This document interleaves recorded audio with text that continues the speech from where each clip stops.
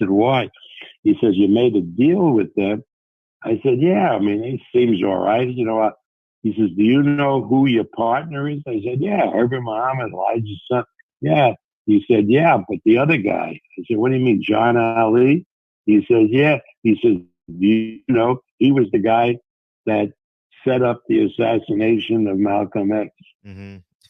Now, I don't know if that was true or not true, but John was always suspected of that, although my relationship with him was always, good and honorable and above board, as was my relationship with Herbert. And so again, I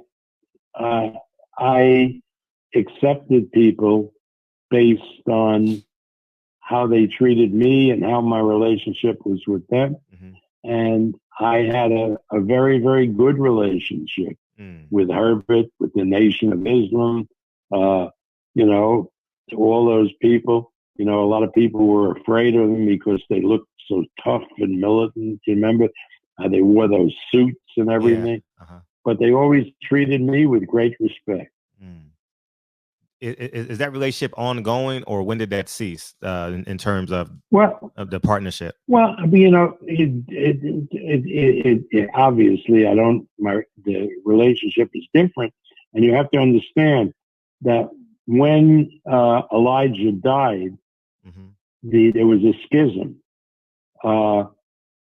One part of the movement that remained was with Wallace, the son of Elijah, who changed the philosophy that he said, no, it would not be just for black people. It would be for all Muslims. He became a Sunni Muslim. Much different from what the nation under.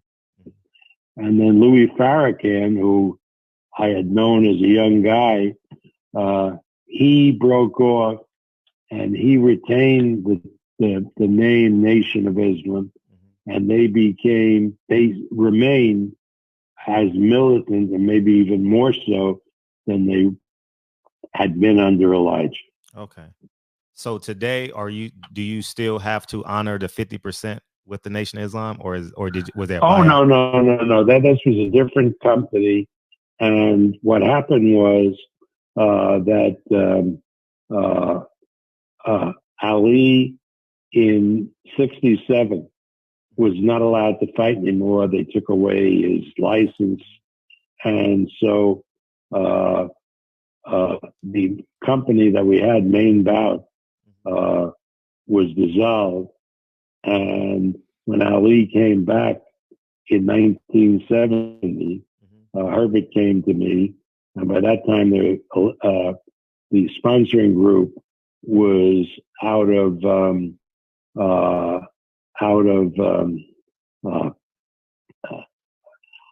contract, and so Herbert became the manager. So he wasn't allowed to be part of a promotional company. Oh. So Herbert, myself and the son of the owner of the Astrodome, Fred Hoffheinz, formed Top Rank. And the arrangement was that while Ali was fighting and we were promoting Ali, we would give a portion of the profits to John Ali. But that would only be for Ali fight. And after we decided to do fights in other weight categories, they received nothing from the proceeds. Wow. Let's go back a couple. I'm fascinated by. I just want you to know that November 22nd, 1963. Talk about that day, because your relationship with the Kennedys and Dallas. Oh, yeah. I was in the office going over a matter we had about 10 assistant U.S. attorneys sitting around, and there was a knock on the door, and another assistant who wasn't at the meeting came in, and he said, "We just heard the news. The president is," and that obviously changed everybody's lives forever. I stayed in the office 65, decided it was time to leave, but it never was the same. Gotcha. Never was the same. I mean, there was some kind of joie de vivre that we had when Jack was president and Bobby was the attorney general and Morgenthau the U.S. attorney, that we lost after that. Now, immediately after that assassination, Malcolm X made one of his most notable quotes, and he said, "The chickens have come home to roost." What's the energy in there in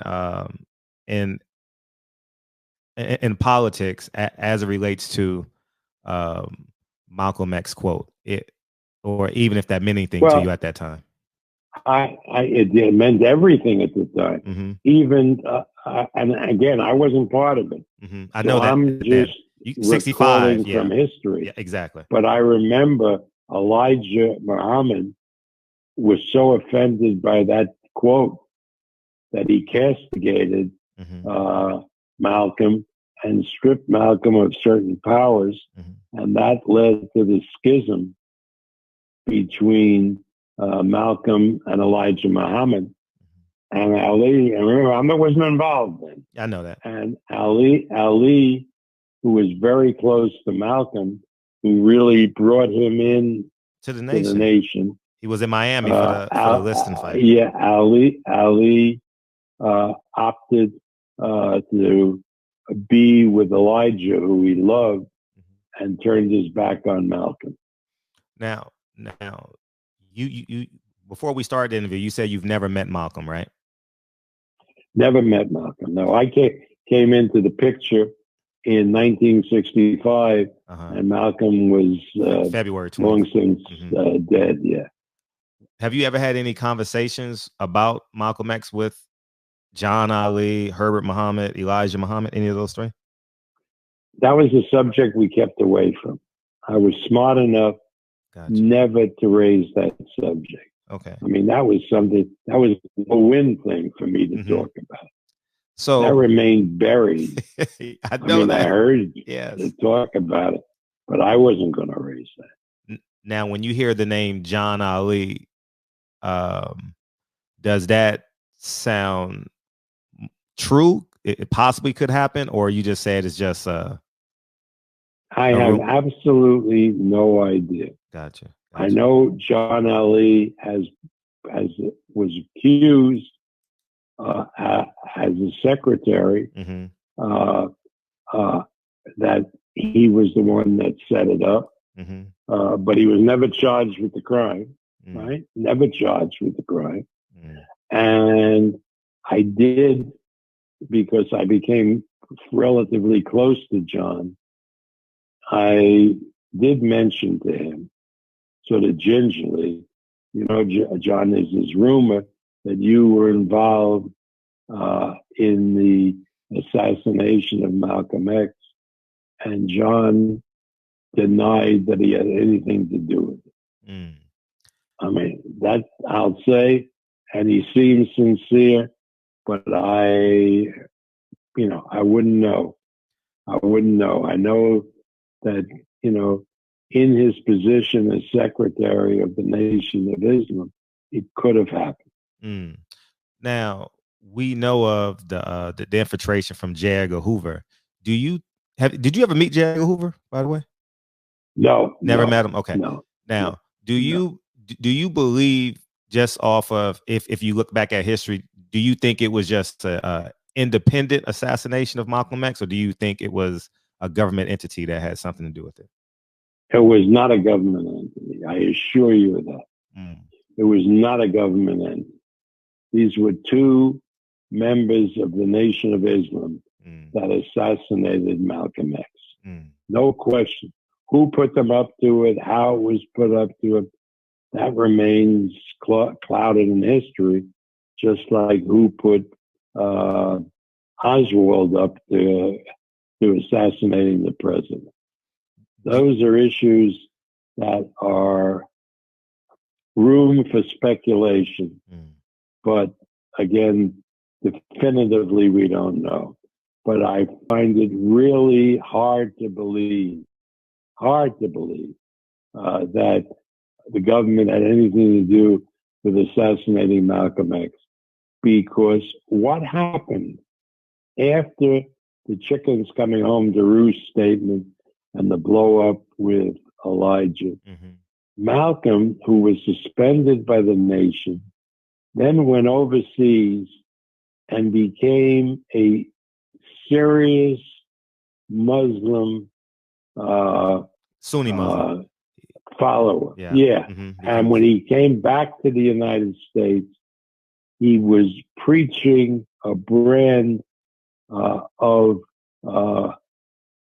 Muslim that was much softer and much more inclusive than the one that Elijah was preaching. In other words, when Malcolm, at the time that he was killed, was not preaching a violent revolution and so forth. Absolutely. It was a much more religious kind of preaching, Muslim preaching, than even Elijah was doing.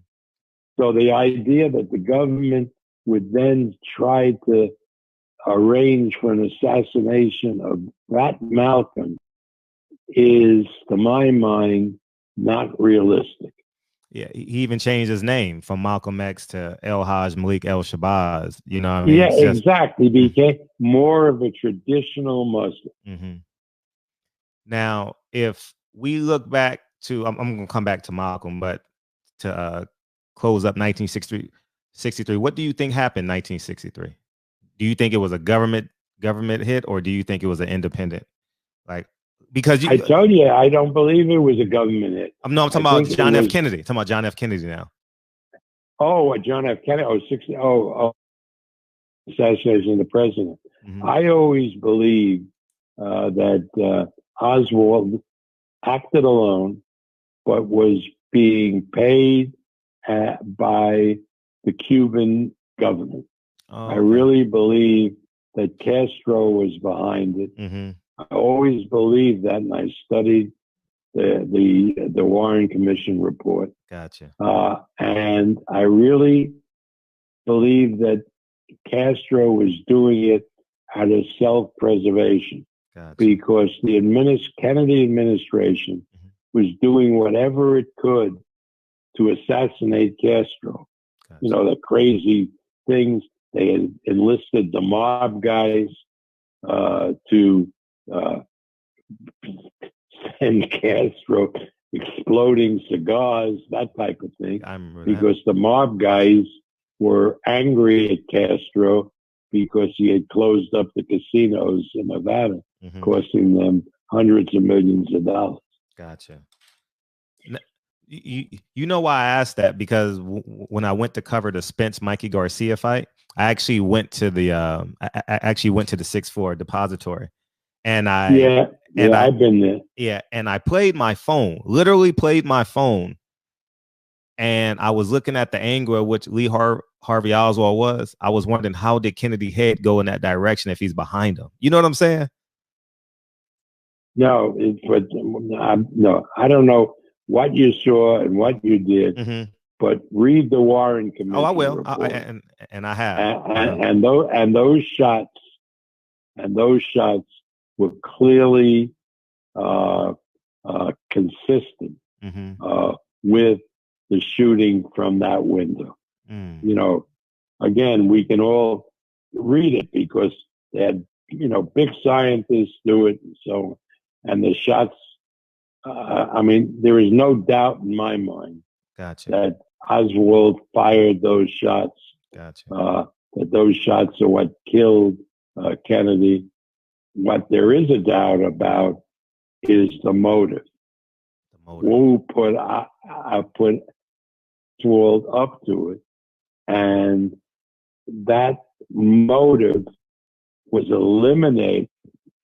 It was when Jack Ruby, of all people, killed Oswald while Oswald was in police custody. Yep, walked right up to him. Who was Jack Ruby, other than a minor mob figure? How that happened? Was that just coincidence? I don't believe so, but I can't figure that out. Okay. But obviously, Oswald was eliminated to silence him. So we could never figure out what the real motive was. Gotcha. Now, jump back. I just want to close that case. Jump back to 1964. I'm assuming after the Liston Ali fight down in Miami, right? Yeah. Again, I'm not in the picture. I know that. I'm just getting your perspective. I know. I'm just asking your perspective. Yeah. So, Malcolm and Muhammad Ali are based off of my history and the pictures that I saw. It looked like they had a family vacation. They were interacting. Did you see a wall built, or did you ever have a conversation with Muhammad Ali as it relates to his choice of Elijah Muhammad and ceasing his relationship with Malcolm X? He believed that Elijah Muhammad, he worshiped Elijah Muhammad.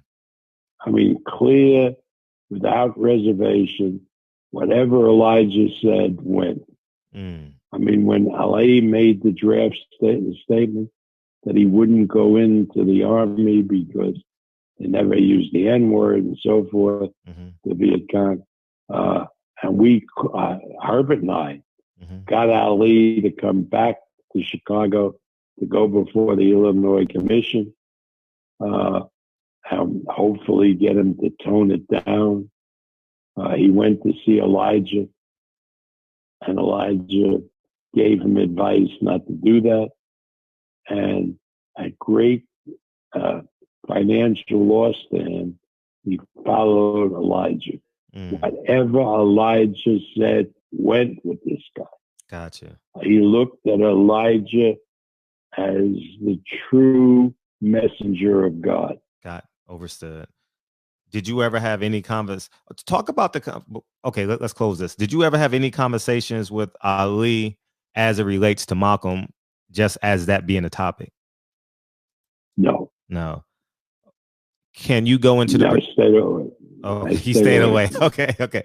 Can you go into the particulars of the conversations, some that stands out because he saw him as a higher entity as it relates to Elijah Muhammad and Ali? They'll do any conversations and or quotes come to mention when you think of that relationship? Just he looked and talked about Elijah, that what Elijah was saying came from God. Gotcha. I mean, nothing. I mean, there was no artifice in it. There was nothing.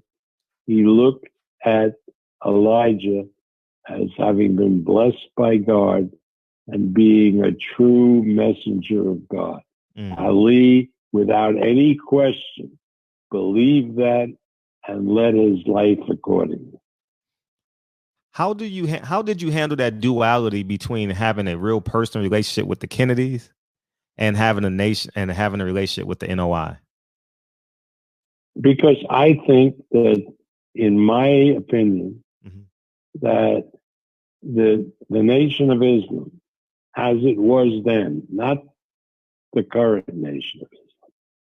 I mean, I had great respect for Wallace and so forth, but Farrakhan, I don't have respect for. Oh, we'll talk about that. But the Nation of Islam, as I recall it, was a force for good and not for bad. And even though some of their views could be looked at as being far out, they were not a danger to the United States. What do you mean by not a danger? They Because the were government, not that's what I'm looking saying. to overthrow the United States. They were looking to establish dignity and self-respect in the Black community. Okay. Now, and that made them really, to my mind, a force for good. Did you visit Harlem a lot during that time? Yeah, sure. Talk about the energy as it relates to Harlem and the NOI, and can you give me a visual? I was born in Harlem, but just from your perspective. Harlem at that point was a very open kind of place. I mean, it was not unusual for white people to go there to have a meal, to participate in some communal life. There wasn't the bitterness and the racial division that occurred afterwards. It was an open kind of place where I never ever had, in those days, any kind of concern for my safety or anything going there and meeting people there. You just didn't at that point. It was different. Okay. Now, with the Nation of Islam being in Harlem and Elijah Muhammad being in Chicago, how did you have to report monthly, bi-weekly, semi-annual to Elijah Muhammad as it relates to promoting? I never reported to Elijah Muhammad. Everything I did was through Herbert and John, and they either reported or didn't report or whatever. But it was a real business relationship with Herbert and John. We talked a few times a day. Okay. Now you said now this is gonna get interesting. Now you said you had no respect for Louis Farrakhan. So obviously you knew Louis Farrakhan as a young man. Talk about the young man. He played in a band, in the Nation of Islam band. He was a musician. Seemed like an all right guy. And then when he broke away and formed this group, which he called the Nation of Islam, I lost all respect for him because, the virulent anti-Semitism that he adopted, that had not been part of Elijah Muhammad and the Nation of Islam people that I knew when I was involved with them. One thing they weren't was anti-Semitic. Well, you were working. There began to be a lot of about whiteness, that type of dialogue. But even then, they weren't. I didn't sense any type of real serious racial animosity. What was the last conversation you had with Louis Farrakhan, or if you've had any? I really hadn't since he was a kid, a young guy. I know I talked to him, and he was sort of a charming guy. But I haven't talked to him in about 40 years, I'm sure. Now, the week before Malcolm was assassinated, his home was bombed, and they said that Farrakhan had ties to that. Obviously, the assassination as well. Some people say he may have had ties to that. Obviously, you said what you said about the assassination, but about the bombing of I have no idea. I wasn't involved with them then, but again, Farrakhan was a loyalist, immoral to Elijah. I think Farrakhan was related to Elijah. And if he had any role in the bombing, which was the first time hearing about it, it wouldn't surprise me because I really believe that Malcolm was assassinated as part of a dispute that he was having with Elijah and Elijah's people. I believe that. But again, I wasn't around then. So, again, this is something I sort of felt afterwards. How many fights you promoted with Ali? 25 or 26, something like that. What was the last one so I can get the historical perspective? The last one was I promoted both of the Ali Spinks fights. So the last one was in New Orleans in September of 78. And he retired, as he agreed with me that he would do. And then he came back a couple of years later to fight Larry Holmes. And he had another fight which he shouldn't have taken. And but again, when he lost to Spinks the first time, I agreed to promote a second fight against Spinks, provided Ali would retire, which he agreed to do, and then changed his mind 3 years later. So you had him from the second Sonny Liston fight to the Larry Holmes fight? No. From not the second. There was one other fight where he fought Floyd Patterson in Las Vegas. I had him from that fight on until 74, and then King did the one in Rumble in the Jungle, Thriller Manila, and some other fights, and then I started promoting him again with the Richard Dunn fight, and I did all 3 of the Norton fights. One was in 76, and Ali, both Ali Spinks fights. But in the interim, after 74, King did a number of the Ali fights as well. Do you believe it was the boxing, or was his DNA or genetics that created the Parkinson's?